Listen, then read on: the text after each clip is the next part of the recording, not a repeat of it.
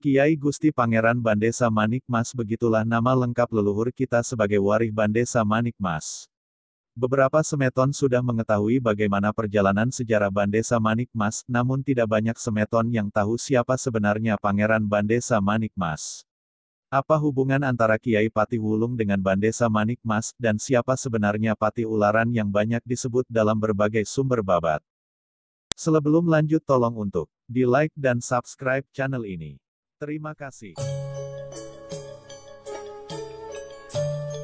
Sekarang adalah saatnya kita untuk memahami sejarah Pangeran Bandesa Manik Mas dalam konteks fakta sejarah, bukan dalam konteks babat. Kiai Patih Wulung. Beliau adalah seorang Brahmana keturunan dari Empu Dwi Jaksara.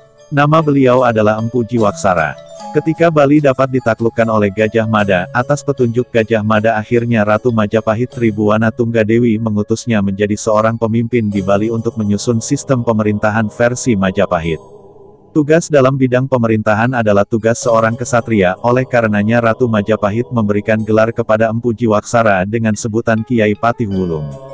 Tugas beliau bukan menjadi raja tetapi petugas penyusun pemerintahan di tanah Bali. Hal ini bisa dipahami dari tandakan Kiai Patih Wulung ketika semua susunan pemerintahan terbentuk, beliau kembali menghadap Ratu Tribhuwana Tunggadewi dan Gajah Mada agar di Bali Dwipa ditempatkan seorang raja.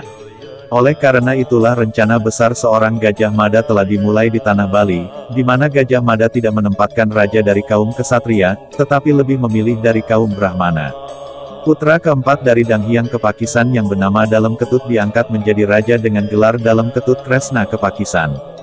Patih Wulung telah mempersiapkan istana lengkap dengan prajurit dan pengawal istana bertempat di desa Samprangan Gianyar. Oleh karena itulah Dalem Sri Kresna Ketut Kepakisan bergelar Dalem Samprangan, sedangkan Patih Wulung tetap menempati Karang Kepatihan di Gel-Gel sebagai Amengku Bumi.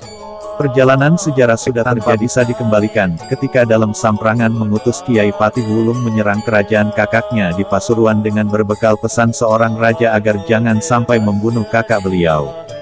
Dalam hukum perang adalah Darmaning Kesatria Mahotamo yang mengharuskan menang di medan laga, menyebabkan Dalem Putu terbunuh. Disinilah kemenangan berbuah petaka bagi Kiai Patih Wulung. Panji-panji kemenangan yang dikibarkan ketika sampai di Puri Samprangan disambut kemarahan dari Ida Dalem setelah mengetahui kakaknya terbunuh. Kemarahan Ida Dalem inilah kemudian munculnya sebuah bisama yang ditujukan kepada Kiai Patih Wulung yang mengharuskannya meninggalkan Gel-Gel dan menetap di Bali Tengah. Dalam bisama dijelaskan Kiai Patih Wulung tidak lagi memiliki gelar seorang kesatria tetapi hanya menjadi seorang bandesa. Dari isi bisama ini tercantum Kiai Patih Wulung menjadi seorang bandesa bukan hanya jabatan sebagai bandesa tetapi juga sebagai keturunan. Mulai sekarang aku kasih engkau gelar Kiai Gusti Pangeran Bandesa Manik Mas dan seketurunanmu. Sejak itulah mulai munculnya nama dinasti Pangeran Bandesa Manik Mas dalam catatan sejarah tanah Bali, yang mendiami wilayah kecil di Bali Tengah dengan nama Desa Mas sampai pada generasi ketiga kedatangan Dang Hyang Nirarta yang memilih menetap di Mas dan menjalin hubungan dengan Pangeran Mas. Pangeran Mas kemudian membuatkan tempat tinggal Dang Hyang Nirarta yang terletak di sebelah utara Puri Mas yang disebut Taman Pule yang dijadikan sebagai pasraman oleh Dang Hyang Nirarta beserta seluruh keluarganya. Hubungan antara Dang Hyang Nirarta dan Pangeran Mas semakin erat karena Pangeran Mas berguru pada Dang Hyang Nirarta sampai akhirnya didiksa menjadi seorang pandita bergelar Pandita Mas. Sebagai rasa hormat dan terima kasih Pangeran Mas kemudian menghaturkan putri beliau yang bernama Gusti Ayu Manikan Mas Gumitir untuk menjadi istri Sang Ersi. Dari perkawinan itu lahirlah Ida Bok Cabe yang kemudian menurunkan Brahmana Mas sampai saat ini. Patih Ularan. Tokoh Patih Ularan muncul menjadi terkenal adalah pada masa pemerintahan Dalem Waturenggong yang bergelar Dalem Gel-Gel. Waturenggong adalah Raja Bali Dwipa pada generasi ketiga di mana sebelumnya yang menjadi raja adalah Raja Sri Smara Kresna Kepakisan yang mulai memindahkan pusat kerajaan dari wilayah Samprangan Gianyar ke wilayah Gel-Gel Klungkung. Pada masa pemerintahan Dalem Waturenggong di wilayah Mas juga memimpin adalah generasi ketiga, di mana pada saat itu Pangeran Mas ketiga memimpin desa Mas dengan sangat tentram. Dang Hyang Nirarta yang saat itu sudah menetap di Mas, dimohonkan oleh Dalem Waturenggong menghadap ke Gel-Gel. Setelah itu Dang Hyang Nirarta dijadikan sebagai bagawanta kerajaan oleh Dalem Waturenggong. Tugas utama Dang Hyang Nirarta adalah selain sebagai penasehat raja, juga ditugaskan membentuk angkatan perang kerajaan Gel-Gel. Dalam menjalankan tugasnya sebagai seorang sanyain dan seorang arsitek taktik dan strategi perang, Dang Hyang Nirarta membangun angkatan perang kerajaan Gel-Gel bernama Dulang Mangap. Tokoh yang ditunjuk menjadi pemimpinnya adalah 3 orang kesatria yaitu Patih Ularan, Pangeran Pasek dan Pangeran Bandesa. Pada masa pemerintahan dalam Watu Renggong dengan penasehat kerajaan Dang Hyang Nirarta, kerajaan Gel-Gel mencapai puncak keemasan dengan pasukan perang yang sangat kuat sehingga bisa sampai menguasai wilayah Lombok dan Blambangan. Pada saat penyerbuan ke wilayah Blambangan yang menjadi pemimpin perang adalah 3 orang kesatria tersebut di atas.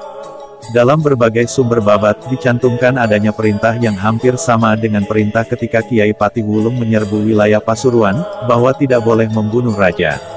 Penulisan tokoh sejarah dalam sumber babat dalam peristiwa sejarah ini campur aduk di mana dijelaskan bahwa Patih Ularan mendapat tugas dari dalam Gel-Gel Kresna ke Pakisan. Bahkan juga dijelaskan Patih Ularan dan pasukannya bukan menyerang ke Blambangan tapi ke Pasuruan.